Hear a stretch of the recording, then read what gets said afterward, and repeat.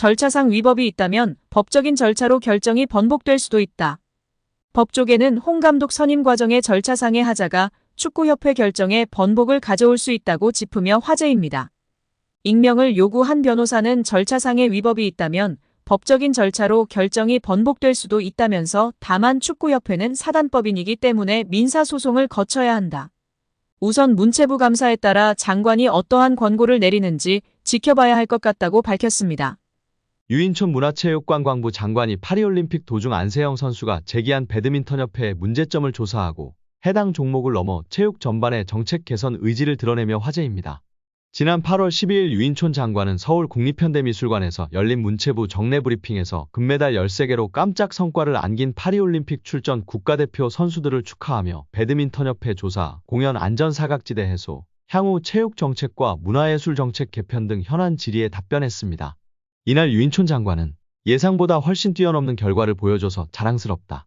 저 역시 선수단 지도자에게 정말 뜨거운 박수를 보낸다면서 21개 종목, 선수 144명 이 선수들이 매 경기 스포츠 정신과 불굴의 집념을 보여줬다.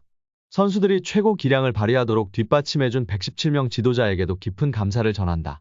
선수단 지도자 여러분 정말 고생 많았다고 말했습니다. 이어 올림픽 전부터 우리 선수들이 예상치 못한 좋은 성적을 보여줄 거라고 말씀드렸는데 저하고 마음이 맞은 것 같다. 8개에서 10개 금메달을 따지 않을까 기대했는데 눈에 보이지 않는 뭔가 터져나오면 예상치 못한 결과가 올 거라고 했는데 그런 제 마음과 응원의 뜻이 전달된 것 같아서 감동했다고 국가대표 선수단에 감사와 축하를 전했습니다. 이날 브리핑에선 용호성 제1차관이 대회 종합 성적 8위를 달성, 베이징 올림픽 이후 최대 성과를 낸 메달 성적과 함께 코리아 시즌 등 파리올림픽 성과 발표를 한 이후 9월 중 시작되는 지역예술단체 공모사업 추진, K콘텐츠 창작자의 정당한 보상체계 개선, 저출생 등 사회문제 해결을 위한 대응, 공연 안전사각지대 해소를 위한 제도 개선 추진안 등을 발표했습니다. 용호성 차관은 파리올림픽에서 코리아 시즌이란 공통 브랜드를 통해 한국 문화 홍보의 비용은 절감하고 효과성은 높였다면서 외국인 방문객 비율이 40%를 넘고 일일 관람객이 당초 예상된 2,000명을 넘어 3,500명에 달했다고 말했습니다. 무엇보다 현재 가장 뜨거운 사안인 안세영 선수의 배드민턴협회를 향한 문제제기와 문체부 조사가 어떻게 진행될지가 관심사였습니다. 이정우 체육국장은 오늘 배드민턴협회 조사를 시작하겠다는 공문을 보냈다.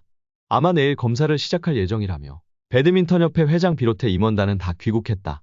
협회 관련한 검사부터 시작할 예정이고 안세영 선수 본인에 대해서는 귀국 후 휴식이 필요하니 시간을 두고 조사할 예정이고 조사를 길게 끌지 않을 것이라고 말했습니다.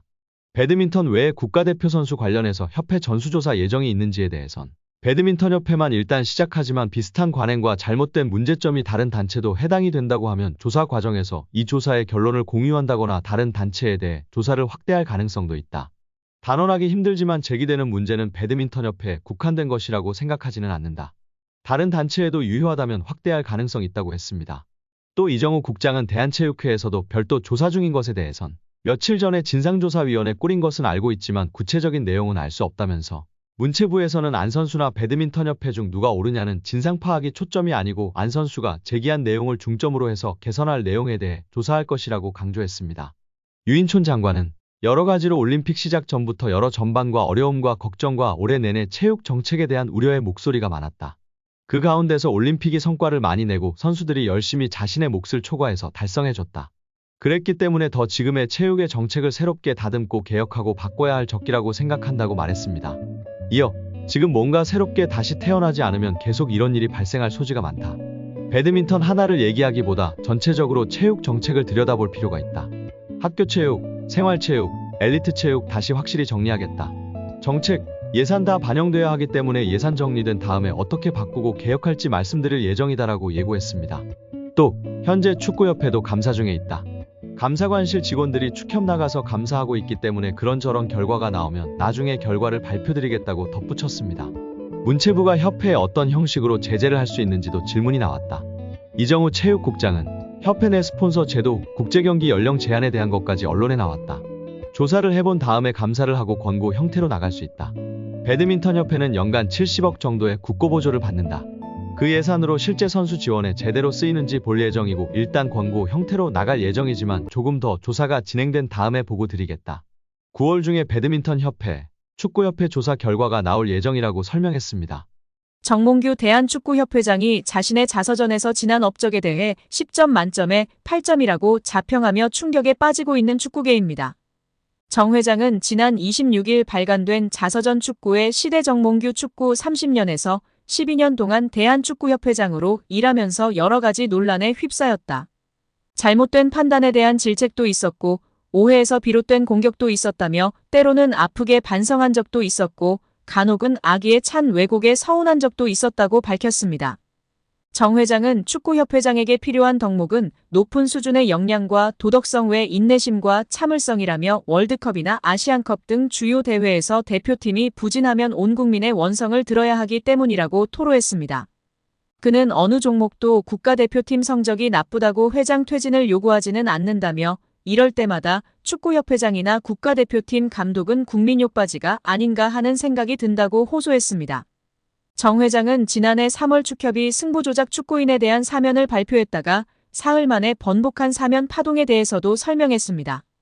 정 회장은 카타르 월드컵에서 16강 진출에 성공한 뒤 한국 축구를 위해서 새로운 전기를 만들고 싶었다며 과거의 잘못으로 징계받았던 축구인들 가운데 충분히 벌을 받은 이들에게 한국 축구의 미래를 위해 동참하고 봉사할 기회를 주면 좋겠다는 의견들이 있었다고 말했습니다. 이어 협회의 사면 결정에 대해서 팬들과 언론이 강하게 반대했다. 반대의 강도는 상상하기 힘들 정도로 셌다며 용서하지 못하는 자는 사랑도 못한다고 지적했습니다. 그러면서 요즘은 아이돌도 학창시절의 학원폭력 논란으로 퇴출되는 세상이다며 나는 승부조작 사태를 직접 겪었기에 이때의 구체적 정황을 자세히 알고 있는 사람 가운데 한 명이라고 할 수 있다. 외부에 알려지지 않았던 내막도 알 만큼 알고 있다. 이런 사건의 성격상 완전한 적발과 척결은 있기 힘들다고 주장했습니다. 정 회장은 승부조작을 한 선수들을 축구계에서 단절시키는 것만으로 어른들의 책임을 다했다고 하는 것은 위선적 측면이 있었다며 결과적으로 사면심사위원회의 판단과 일반 팬들의 눈높이에 큰 차이가 있었다. 사면을 고민했던 진위를 제대로 전달하지 못한 아쉬움이 있다고 했습니다. 정 회장은 또 누군가 내 임기 도중 이뤄냈던 업적에 대해 점수를 매겨보라고 한다면 10점 만점에 8점 정도는 된다고 대답하고 싶다며 나는 점수에 상당히 박한 편이라 내가 8점이라고 하면 상당히 높은 점수라고 평가했습니다. 이 소식이 전해지자 축구팬들은 뒷목을 잡고 쓰러지기 일보 직전인 상황입니다. 클린스만도 혼자 딴 세상에서 저도 웃고 이상한 소리만 하더니 역시 클린스만을 낙하산으로 뽑은 정몽규 아니랄까봐 혼자만의 세상에서 말도 안 되는 자평을 하고 있습니다. 특히 객관적인 절차를 무시하고 적절히 대표팀 감독을 선임하지 않은 것에 대한 문제인식이 전혀 없어 더욱 우라통이 터지고 있습니다. 문체부 감사와 국민청원의 심판을 받아야 하며 사과할 것이 아니라 진정한 사과는 사퇴입니다.